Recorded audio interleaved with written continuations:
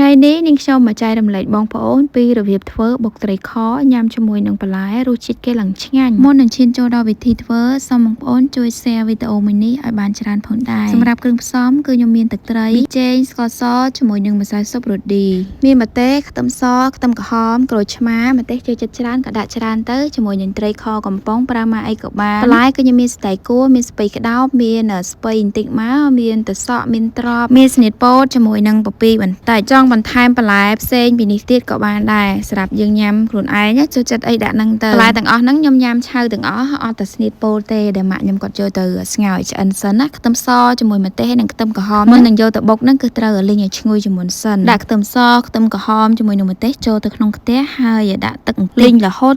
តែទឹកឡើងក្តៅហើយស្ងួតមកវិញហើយយើងលីងគ្រឿងហ្នឹងឲ្យបានឡើងក្រហមឡើងឈ្ងុយចេះមកចាំស្រង់ដាក់ចានហើយយកគ្រឿងដែលបានលីងហ្នឹងយកទៅបុកនឹងត្បាល់ឲ្យម៉ត់របៀបធ្វើនេះគឺស្តៀងទៅនឹងបុកទឹកគ្រឿងដែរបើសិនជាយើងធ្វើបុកទឹកគ្រឿងយើងត្រូវមានប្រហុកឬក៏ត្រប់ពុតញងលីងជាមួយអីអញ្ចឹងតែនេះគឺខ្ញុំអត់ដាក់ប្រហុកទេគឺយើងប្រើតែត្រីខនៅពេលដែលបុកគ្រឿងបានរៀងម៉ត់បន្តិចហើយគឺចាប់ផ្ដើមដាក់ត្រីខចូលគ្រឿងនេះយើងបុកឲ្យម៉ត់ស្លុងក៏បានឬក៏បាយតិចតិចដូចខ្ញុំចេះក៏បានដែរម៉ាក់ខ្ញុំថាបុកម៉ត់ពេកញ៉ាំអត់សូវឆ្ងាញ់ទេបានតែគ្រឿងនៅរៀងដុំអញ្ចឹងបានឆ្ងាញ់ខ្ញុំត្រីខជាមួយនឹងគ្រឿងឲ្យបានចូលសព្វគ្នាល្អមកក៏លេចមកមើលស្នៀតពោតដែលម៉ាក់ខ្ញុំដាក់ស្ងោរហ្នឹងតាមសន្ទុះគឺឆ្អិនហើយយើងស្រង់ចេញមកបើស្ងោរឲ្យឆ្អិនលួយពេកក៏ឆ្ងាញ់ដែរយកឆ្អិនមកច្រប់មកមិនញ៉ាំជាមួយនឹងបុកត្រីខអញ្ចឹងទៅវាត្រូវគ្នាស្នៀតពោតហ្នឹងយកទៅដាក់ក្លាសេសិនក៏បានដែរដើម្បីឲ្យត្រជាក់ឆ្ងាញ់ណាបន្ទាប់មកម៉ាក់ខ្ញុំដាក់ស្ករត្នោតចូលទៅក្នុងខ្ទះកូរស្ករត្នោតដែរបានលាយឡើងឈ្ងុយមកចាំចាក់គ្រឿងដែលបានបុកមិញចូលទៅគ្រឿងហ្នឹងមានខ្ទឹមសខ្ទឹមក្រហមម្ទេសហើយនិងត្រីខដែលយើងបានបុកចូលគ្នាមិញហ្នឹងឆាគ្រឿងហ្នឹងឲ្យបានឈ្ងុយបន្តិចមក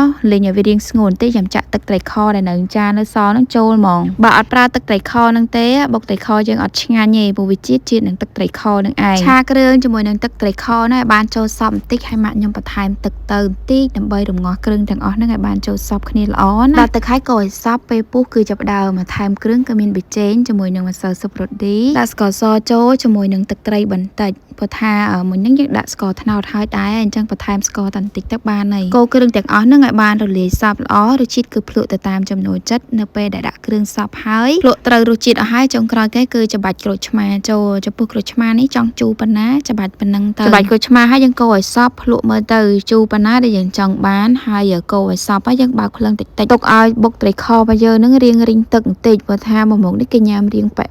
ទឹកច្រើនពេកក៏ញ៉ាំអត់ឆ្ងាញ់ដែរបើធ្វើសម្រាប់ញ៉ាំខ្លួនឯងបងប្អូនចង់បានរៀងប៉ែកឬក៏រៀងនៅទឹកអីយើងធ្វើតាមហ្នឹងទៅឆ្អិនហើយដួសដាក់ចានមកបន្ថែមម្ទេសតិចទៀតហើយមានជាមួយនឹងពងទាស្ងោរ2 3គ្រាប់ហើយតាមយើងគ្នាតិចច្រើនអញ្ចឹងតែខ្ញុំគ្នាតែបន្តិចអ្នកអញ្ចឹងក៏ស្ងោរតែ2គ្រាប់ហ្មងទៅហើយចំពោះបន្លែនេះក៏យើងញ៉ាំជាមួយនឹងស្នៀតពោតជាមួយត្រប់ជាមួយនឹងស្ពៃឬក៏ស្ពៃក្តោបគឺថាត្រូវខ្លាំងមែនតើជាពិសេសជាមួយនឹងពងទាស្ងោរនេះគឺថារសជាតិអេមខ្លាំងបន្លែចង់ញ៉ាំផ្សេងពីនេះក៏បានដែរសម្រាប់តែខ្ញុំមានអីដាក់នឹងឲ្យតែញ៉ាំត្រូវដាក់ទាំងអស់ហ្មងប្រមូលអស់ហើយបានចេញពីក្នុងទូម្ហូបនេះឆ្ងាញ់ស្រួលធ្វើហើយចុះបាយសំខាន់អស់លុយតិចចង់សេវលុយអីអាចធ្វើមកមុខនេះបានចំណាយអស់តិចមែនតើអរគុណដែលបានចូលទស្សនាវីដេអូមួយនេះជួបគ្នានៅវីដេអូក្រោយៗជម្រាបលាបាយបាយ